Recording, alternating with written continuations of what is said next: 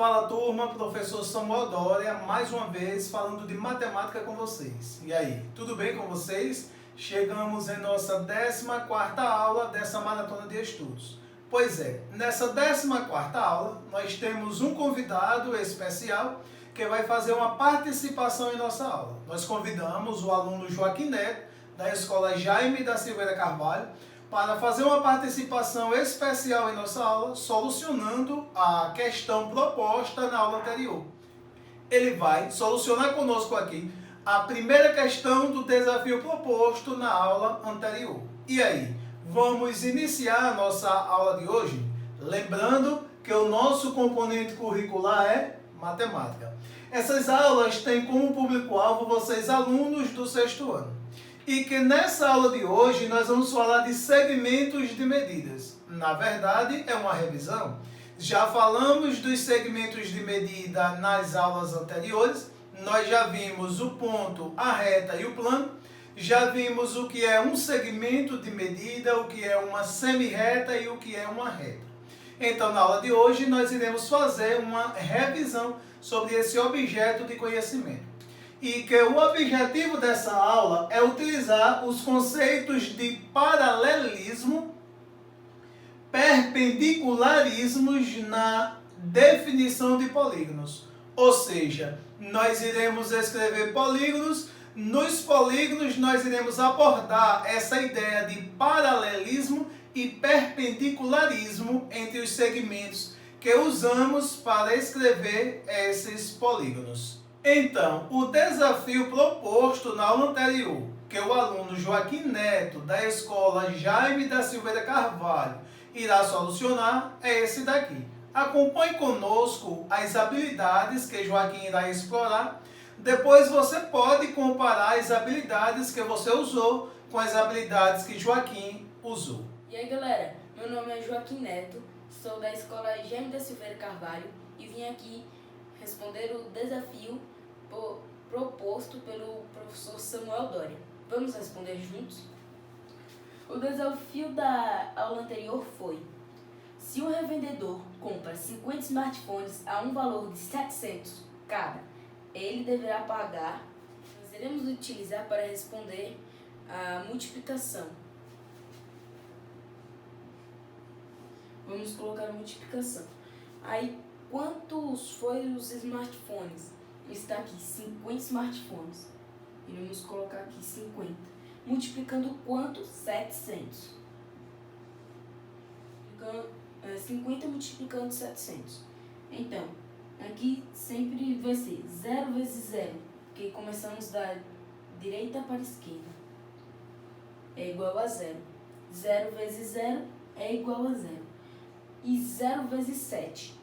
O 7, ou qualquer número que sempre for multiplicado pelo 0, vai dar o resultado de 0. Não importa qual número seja. Então, vamos colocar aqui o 0.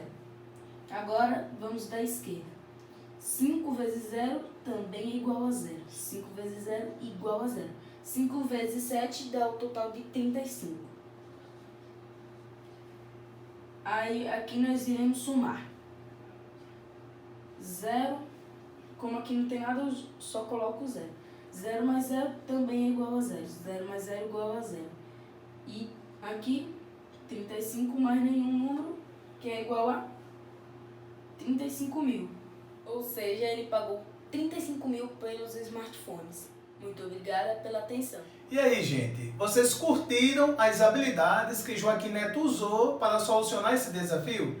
Foram essas mesmas habilidades que você também usou? Pois é, mesmo que vocês tenham usado habilidades diferentes, o importante é que encontraram o mesmo resultado. Então, nessa aula de hoje, nós iremos iniciar fazendo uma pergunta. Você sabe o que é um retângulo? Então, vocês já estudaram polígono. E aí, você lembra o que é um retângulo? Pois é, desenhe um retângulo e dê suas características, utilizando os conceitos de paralelismo e perpendicularismo. Aí, eu lhes pergunto, você lembra o que é paralelismo? Ou você lembra a posição relativa entre duas retas, quando pode ser considerada que elas estão ou são paralelas entre si? Você lembra quando a posição é relativa entre duas retas, podem ser consideradas perpendiculares entre si? Então, você vai desenhar um retângulo. Nesse retângulo, você vai definir quais segmentos estão sendo paralelos entre si e quais segmentos são perpendiculares entre si. Então, aqui nós desenhamos um retângulo. Nesse retângulo, nós iremos observar quais segmentos de medida são paralelos ou perpendiculares entre si. Mas antes nós iremos explorar as habilidades de identificarmos os elementos formadores de um retângulo. Lembre, nós já trabalhamos com o plano, com o ponto, com a reta, a semirreta, o segmento de medida. E aqui nós temos uma figura, um polígono classificado como retângulo. O retângulo ele é formado primeiro por vértice. Vértice são os pontinhos onde as arestas se encontram. As arestas, na verdade, são os lados, que também são classificados como segmentos de medida. Aí, nós temos uma região interna chamada de área. Nesse caso, nós estamos escrevendo esse retângulo no plano. Ou seja, usamos o plano para escrever o retângulo.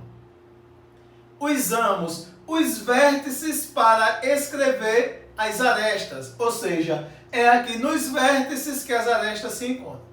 As arestas, elas são os lados e são os segmentos de medida. Eles começam em um ponto e terminam em outro ponto. Vocês lembram que segmento de medida tem essa característica, começar em um ponto e terminar no outro. Nesse caso, nós iremos agora abordar quais segmentos de medida são paralelos e quais são perpendiculares entre si. Então, esses dois segmentos de medida, que são os menores lados, eles são paralelos entre si. Possuem mesma direção, sentido, mas estão em lados opostos. Esses dois aqui, eles são classificados como perpendiculares, pois eles são consecutivos aos paralelos. Então, nesse caso, nós estamos escrevendo ou identificando segmentos de medida em um retângulo que são considerados paralelos entre si e perpendiculares também. Pois é, são essas duas posições que nós podemos classificar como paralelismo e perpendicularismo. Aí aqui nós temos também um outro retângulo, só que ele é escrito em um formato diferente. Não deixa de ter as mesmas características que o anterior. Ele tem lados paralelos entre si e tem lados perpendiculares entre si. Agora, nós vamos estudar um caso particular. Nós vamos montar uma sequência de retângulos e tentar explicar a relação entre um quadrado e um retângulo usando essa sequência. E aí, será que você é capaz de identificar as relações existentes entre um quadrado e um retângulo usando uma sequência escrita de retângulos? Então, nesse caso eu escrevi aqui 3 retângulos escritos de forma diferente. Aí nesse lado aqui eu já escrevi 3 quadrados. Veja, o que é que nós queremos agora identificar? Nós queremos saber se nessa sequência existe uma relação entre um quadrado e um retângulo. E aí, analisando esses 3 retângulos, você consegue identificar uma relação existente entre eles e esses 3 quadrados? Então, vamos ver as relações existentes entre retângulos e quadrados. Então, na verdade é assim, todo quadrado ele é um retângulo, porque possui lados opostos paralelos e lados consecutivos perpendiculares. Olhe, a primeira relação é essa. A segunda relação que nós conseguimos identificar é que um quadrado é parecido com um retângulo, mas os retângulos não têm todos os lados iguais. Vocês sabem que um quadrado apresenta todos os lados iguais. O retângulo é bem parecido com o quadrado, mas ele não apresenta os 4 lados iguais. Ele apresenta 2 lados congruentes entre si e outros 2 congruentes entre si. Então, não são todos congruentes entre si. A terceira observação é que alguns quadrados são meio retângulos. mas outros são somente quadrados. Ou seja, dependendo do tamanho do quadrado que nós escrevemos naquela sequência, alguns chegam a ser meio retângulos, mas outros não, são apenas quadrados. Então, naquela sequência, nós notamos essas três relações. E você aí, quais relações notou existentes nas sequências de retângulos e nas sequências de quadrados que nós escrevemos? Deixe aqui no comentário as relações que você notou existentes entre eles. Então, vamos falar um pouquinho mais sobre os retângulos. Olha, os retângulos eles são quadriláteros com os lados opostos paralelos e os lados consecutivos perpendiculares. Ou seja, esses dois aqui são os lados opostos. Então, esses dois aqui são considerados paralelos entre si. Já esses dois lados, eles são considerados consecutivos, ou seja, após esse daqui já vem esse. Então, por eles serem consecutivos, eles também são considerados perpendiculares. Há uma existência de perpendicularidade entre eles. Então, em um retângulo, nós temos dois lados paralelos e dois lados perpendiculares entre si. Então, agora, nós vamos fazer um pequeno resumo, relembrando sobre as habilidades de segmento, semirreta e reta. Lembre que o segmento ele tem início em um ponto, nesse caso no ponto A, e termina em outro ponto, nesse caso no ponto B. Sua representação é assim, ou seja, o segmentozinho acima, duas letras maiúsculas que indica ponto de início e ponto de fim. Já a semirreta, ela tem início em um ponto, mas ela não tem fim. Ou seja, nessa extremidade, ela está passando pelo ponto D. A sua representação também são duas letras maiúsculas. Uma que representa o ponto de início, outra que representa um dos pontos por onde ela passa. E aí acima também um segmentozinho que representa a semirreta. E por último nós temos a reta. A reta, ela é representada por uma letra minúscula, mas ela pode também ser representada por duas letras maiúsculas, que representa pontos por onde ela passa.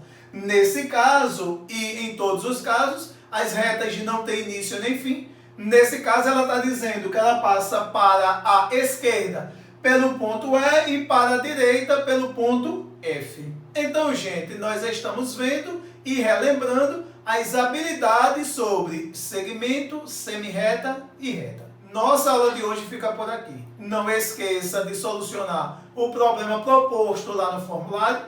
Se você tiver dúvida, entre em contato com o seu monitor ou com o seu professor. Nós também estamos aqui à disposição, caso haja necessidade. Um forte abraço e até o próximo encontro.